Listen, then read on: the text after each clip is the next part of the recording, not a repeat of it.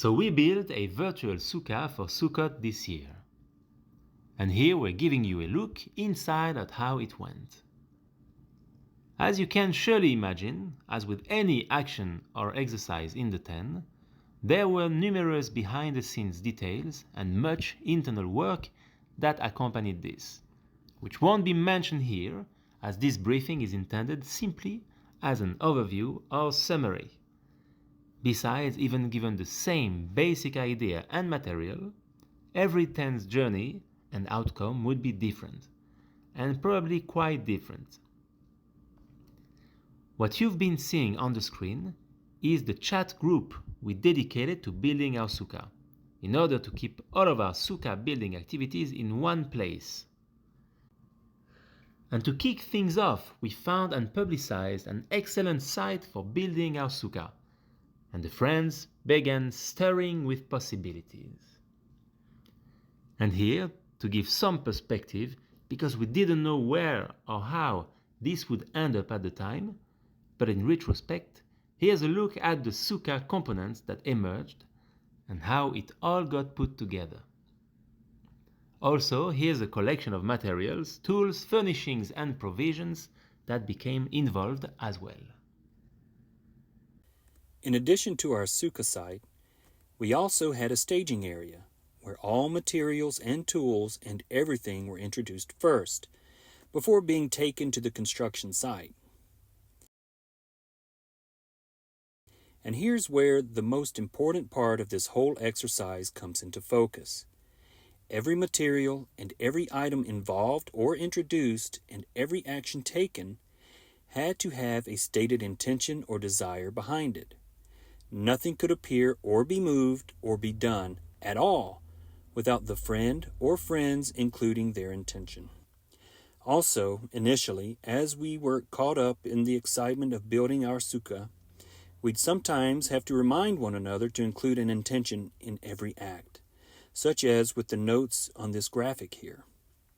Something else that probably ought to be mentioned about these graphics is the amount of detail and functionality that went into them. For instance, just as an example, the blue ice chest here is actually filled with single ice cubes and bottles of water, and hidden small touches like that are present in every graphic you'll see here. Back at our Sukkah site, progress was beginning to become apparent as the friends were getting the hang of it.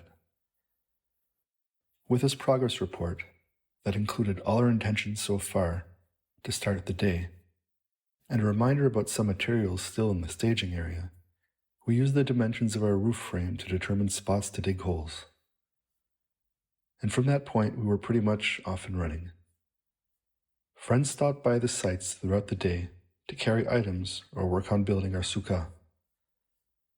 And every friend's contribution was portrayed virtually, each with a shared intention, even including his trench behind our sukkah that our friend Lou dug to divert runoff in case we got rain. You might also notice that we dug a fire pit, and our friend Dave brought his guitar. And our construction carried on into the evening, until it was night, when we gathered to finish placing barn, winery, and palm fronds on our thatched roof, and to do a few l'chaims, in anticipation of raising our roof in the morning. By sunrise on this last day of building our sukkah, our thatched roof had been covered with our unfulfilled desires for bestowal. We had read from the sages and sang songs into the night, so there was a little rearranging to do before we could get back to work. There were a final few items to bring up to our sukkah site as well, so a couple of friends brought those along to the site as we all had assembled there and had cleared the way for raising our masach.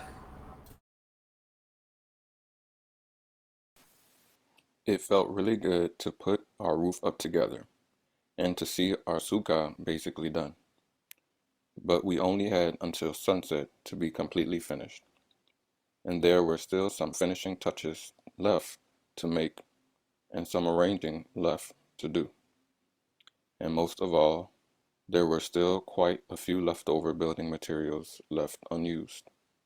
which some industrious friend fashioned into furnishings to help make a more functional and comfortable environment. That afternoon, we had our first taste of being under the shade of our sukkah together.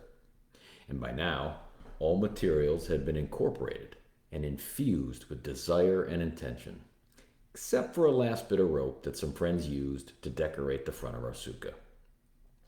With that, our sukkah was complete, and as evening came, we gathered in the warm embrace of love of friends.